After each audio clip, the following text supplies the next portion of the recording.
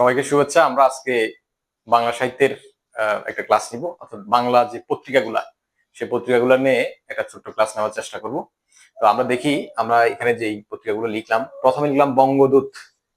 এটা প্রকাশ হয়েছে 1829 সাল। বঙ্গদূত পত্রিকাটির সম্পাদক ছিলেন নীলমণি হালদার। নীলমণি হালদারকে নীল রতন হালদারও বলা হয়, কেউ কেউ বলে থাকেন তার নাম হচ্ছে নীল রতন হালদার। নীল রতন হালদার এবং নীলমণি হালদার আসলে একই ব্যক্তি। এটা ছিল সাপ্তাহিক সংবাদপত্র। এই পত্রিকাটি 1829 সালে আমাদের ভারতবর্ষে যখন ইংরেজ শাসন চলছিল সে সময় প্রকাশিত একটি পত্রিকা। এই পত্রিকাটি কোনো গোষ্ঠীর কোনো উদ্দেশ্য সাধনের জন্য প্রকাশিত হয়নি, একেবারে সংবাদপত্র বলতে যেটা বোঝায় সেই নিরপেক্ষ ভাব বজায় রেখেছে। যদিও এই পত্রিকার একটু সমালোচনা আছে যে নীলকরদের অত্যাচারের বিষয়ে এই বঙ্গদূত পত্রিকা তেমন একটা লেখালেখি করে নাই।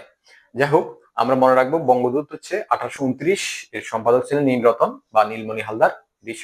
সাপ্তাহিক সংবাদপত্র, কলকাতা থেকে এটা বের হতো। 1829 সাল বললে আমাদের একটা কথা মনে আসার কথা, আমরা জানি কিনা সবাই মনে হয় জানি, সতীদাহ প্রথা বিলুপ্ত হয়েছে। সতীদাহ প্রথা বিলুপ্ত হয়েছে 1829-এ। লর্ড বেন্টিং এই সতীদাহ প্রথা বিলুপ্ত করেন রাজা রামমোহন রায়দের আন্দোলনের ফল হিসেবে। যাই হোক, আমরা পরের পত্রিকা আসি। পরের পত্রিকাটার নাম হচ্ছে বান্ধব। বান্ধব পত্রিকা 1874 সালে প্রকাশিত হয়েছে। কিছুটা আননোন মনে হলেও কিছুটা আননোন মনে হচ্ছে পত্রিকাটা, কিন্তু 1874 সালে মোটামুটি ওই সময় বিখ্যাত পত্রিকাই বলা যায় কালীপ্রসন্ন ঘোষের। কালীপ্রসন্ন ঘোষ হচ্ছে ঢাকার, বর্তমান বাংলাদেশের ঢাকার বিক্রমপুরের সন্তান। বিক্রমপুরের নাম অবশ্য এখন মুন্সিগঞ্জ। তো কালীপ্রসন্ন ঘোষের কথা মনে আসলে আমাদের তিনটা কথা মনে আসে। চিন্তার কথা মনে চলে আসে। তিনি বিখ্যাত তিনটা প্রবন্ধ লিখছেন।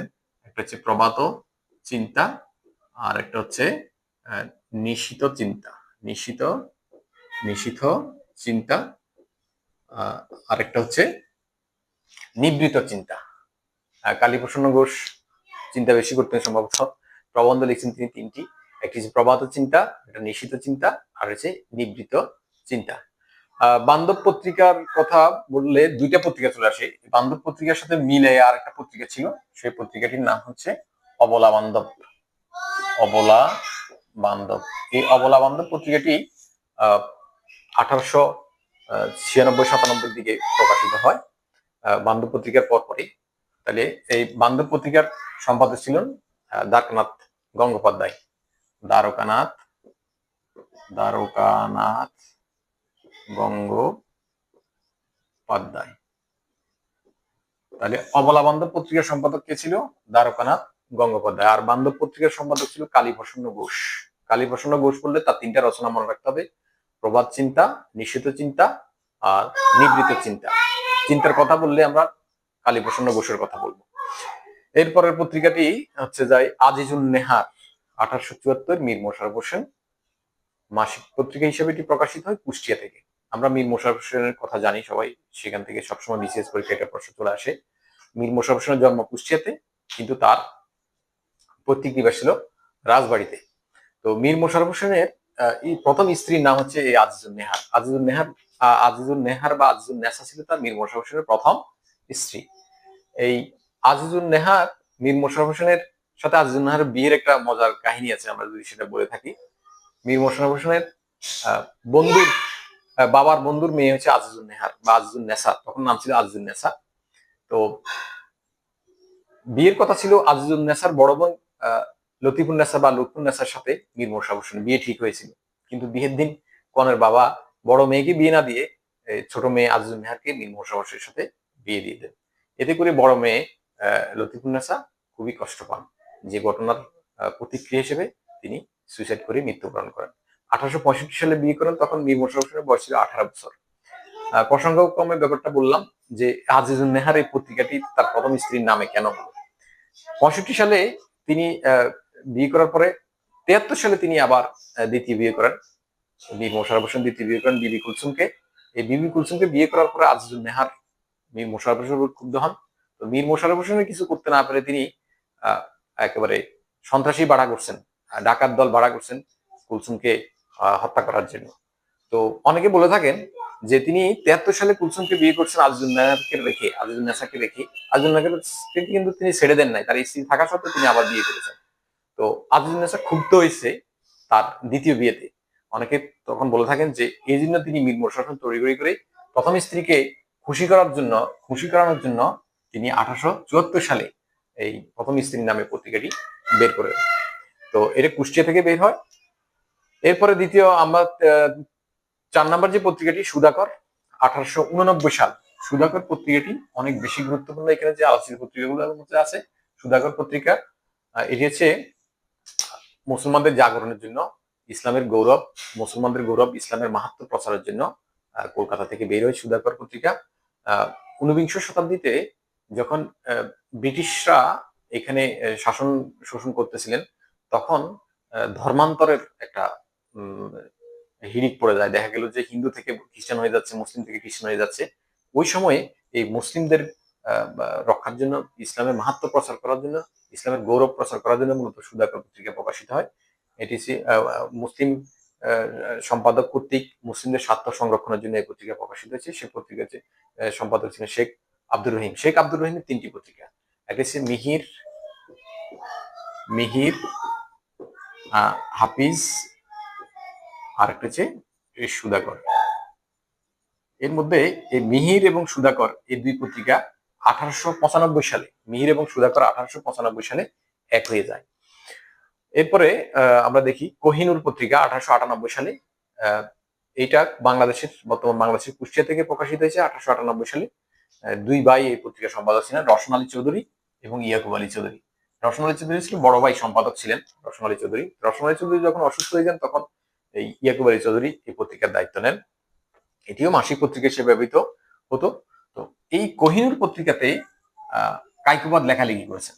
আমরা জানি যে কায়কোবাদ মহাশ্মশান মহাকাব্য লিখেছেন। এই মহাশ্মশান মহাকাব্য এই কোহিনুর পত্রিকায় প্রকাশিত হয়। ধারাবাহিকভাবে কোহিনুর পত্রিকায় মহাশ্মশান মহাকাব্য প্রকাশিত। এটা আমরা লিখে রাখবো একটু, মহাশ্মশান মহাকাব্যটা কোথায় প্রকাশিত হয়। কোহিনুর পত্রিকায় ধারাবাহিকভাবে এটি প্রকাশিত হয়ে থাকে। কোহিনুর পত্রিকার পরের পত্রিকা হচ্ছে নবনূর পত্রিকা। নবনূর পত্রিকা একেবারে স্বল্পকালীন ছিল, 1903 সালে প্রকাশিত, 1906 সালে বন্ধ হয়ে যায়। সৈয়দ এমদাদ আলী, এটা কলকাতা থেকে প্রকাশিত হয়। সৈয়দ এমদাদ আলী এর সম্পাদক ছিলেন, কিন্তু এর প্রকাশক বা মালিক ছিলেন সৈয়দ আসাদ আলী। অবশ্য এমদাদ আলীর পরে আসাদ আলী পরে নিজে সম্পাদক হয়ে যান। কলকাতা থেকে বের হয়। এই পত্রিকাটি 3 বছর চলছিল।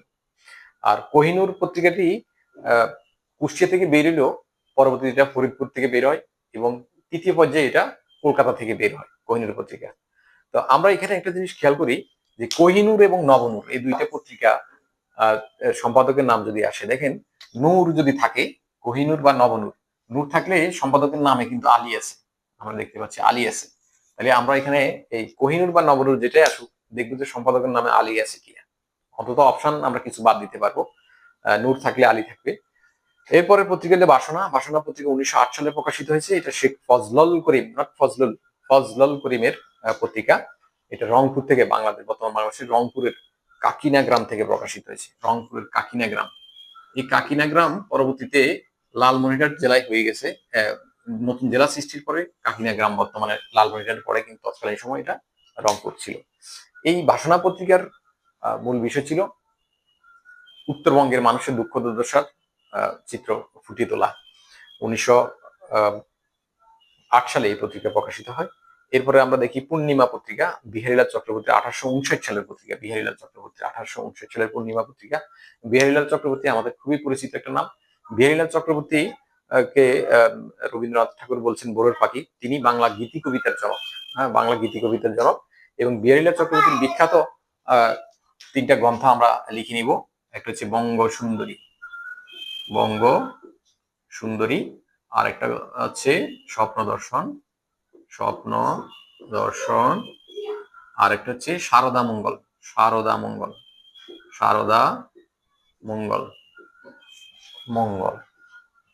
বিহারীলাল চক্রবর্তীর 3টা বই আমরা লিখে নিব, বঙ্গ সুন্দরী, স্বপ্ন দর্শন এবং শারদা মঙ্গল। তার মধ্যে সবচেয়ে বিখ্যাত হচ্ছে শারদা মঙ্গল। এটা পরীক্ষা আসে। শারদা মঙ্গল কিন্তু কোনো মঙ্গল কাব্য নয়, এটা হচ্ছে গীতি কাব্য বা গীতি কবিতা। বিহারীলাল চক্রবর্তীর পূর্ণিমা পত্রিকার পরের যে পত্রিকাটি অত্যন্ত গুরুত্বপূর্ণ পত্রিকা হচ্ছে কল্লোল পত্রিকা। এটা রিটেনেও আসে, বিশেষ রিটেনে আসে যে কল্লোল পত্রিকা বা কল্লোল যুগ সম্পর্কে লিখুন। 1923 সালে এই পত্রিকাটি প্রকাশিত হয়েছে। প্রথম বিশ্বযুদ্ধের পরে কলকাতা এবং আমাদের ঢাকা কেন্দ্রিক এক ধরনের সাহিত্য সংস্কৃতি চর্চার একটা জাগরণ, একটা মুভমেন্ট আমরা দেখি। তার ধারাবাহিকতা 1923 সালে কল্লোল পত্রিকা প্রকাশিত হয়। এই কল্লোল পত্রিকা ছিল একটি সাহিত্য পত্রিকা।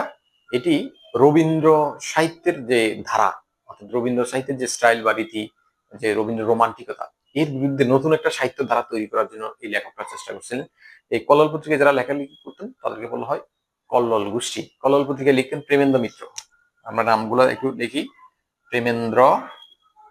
প্রেমেন্দ্র মিত্র। এই কল্লোল পত্রিকায় লিখতেন কাজী নজরুল ইসলাম, এবং এই কল্লোল পত্রিকায় লিখতেন বুদ্ধদেব বসু কল্লোল পত্রিকায় লিখছেন। ষোলজানন্দ মুখোপাধ্যায় লিখছেন, এবং কিছু কিছু লেখা রবীন্দ্রনাথও লিখেছেন কল্লোল পত্রিকায়। তো রবীন্দ্র লেখার, অনেকে রবীন্দ্র বিরোধী পত্রিকা বলে কল্লোল। আসলে রবীন্দ্র বিরোধী না, ব্যক্তি রবীন্দ্রনাথের বিরোধী না, রবীন্দ্রনাথের লেখার যে স্টাইল, সেই স্টাইল বা সেই রীতির বিরুদ্ধে নতুন একটা ধারা তৈরির জন্য এই কল্লোল পত্রিকা তৈরি হয়েছিল। কল্লোল পত্রিকা বেশি দিন থাকেনি, 7 বছর ছিল। এই 7 বছর যারা লেখালেখি করছেন তাকে এই 7 বছর সময়কে কল্লোল যুগ বলা হয়। 1929 সালে এই পত্রিকাটি সর্বশেষ প্রকাশিত হয়। 1929 বন্ধ হয়ে যায়। 1929 এই পত্রিকা বন্ধ হয়ে যায়। দীনেশ রঞ্জন দাস ছিলেন এই পত্রিকার সম্পাদক। পরবর্তীতে কল্লোল পত্রিকাকে অনুসরণ করে আরো 3টে পত্রিকা বের হয়।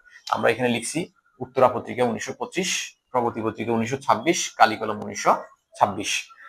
এরপরে কল্লোল পত্রিকার বিরুদ্ধে একটা পত্রিকা ছিল, কল্লোল পত্রিকার বিরোধী একটা পত্রিকা ছিল।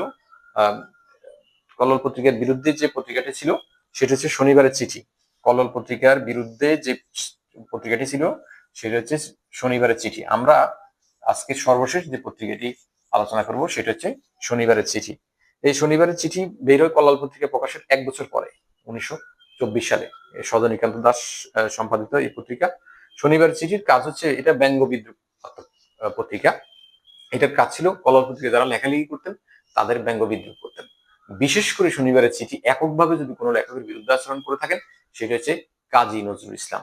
কাজী নজরুল ইসলামকে একেবারে ব্যঙ্গ করে তিনি ছাড়ছেন এই শনিবারের চিঠি পত্রিকায় সজনীকান্ত দাস। কাজী নজরুল আমরা জানি যে একটা বিখ্যাত কবিতা আছে বিদ্রোহী, যেটাকে তাকে বিদ্রোহী কবি হিসেবে খ্যাতি দিয়েছে। এই বিদ্রোহী কবিতার বিরুদ্ধে, বিদ্রোহী কবিতাকে নিয়ে সজনীকান্ত দাস ব্যাং নামক একটা কবিতা লেখেন। ব্যঙ্গ করে লিখছেন। কাজী নজরুল ইসলামের বিদ্রোহী কবিতাকে ব্যঙ্গ করে তিনি ব্যাং নামক কবিতা লিখছেন, যেখানে বলছেন আমি ব্যাং, লম্বা আমার ঠ্যাং, এই ধরনের কথা তিনি বলছেন সজনীকান্ত দাস। আর এই শনিবারের চিঠি বেশি দিন টিকে থাকেনি, এখন কালের গর্ভে অনেকটা হারিয়ে গেছে, কিন্তু ঠিকই কাজী নজরুল এবং বিদ্রোহী কবিতা কিন্তু রয়ে গেছে। কল্লোল যুগ এবং কল্লোল পত্রিকা এবং শনিবারের চিঠির মধ্যে যে বিরোধটা, সেই বিরোধটা হচ্ছে সেখানে লেখালেখির রীতি নিয়ে মূল বিরোধটা হয়। আর কাজী নজরুল ইসলামের বিদ্রোহী কবিতার কারণে তিনি একেবারে হিন্দু মুসলিম উভয় সম্প্রদায়ের লেখক দ্বারা তিনি কটাক্ষ শিকার হন। আমাদের গোলাম মোস্তফাও কিন্তু বিদ্রোহী কবিতার প্যারোডি করে তিনি নিয়ন্ত্রিত একটা কবিতা লিখছেন। গোলাম মোস্তফা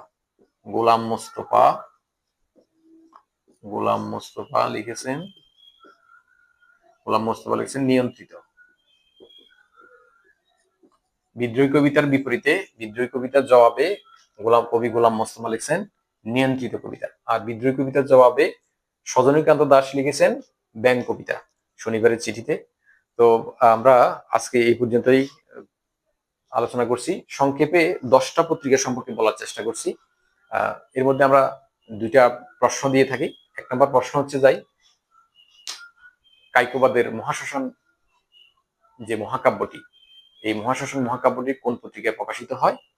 আর দ্বিতীয় একটা প্রশ্ন যেটা আমরা এখানে আলোচনা করি নাই, সেই প্রশ্নটা হচ্ছে কালীকলম পত্রিকার সম্পাদককে। কালীকলম পত্রিকা 1926 সালে যে পত্রিকাটি প্রকাশিত তার সম্পাদককে।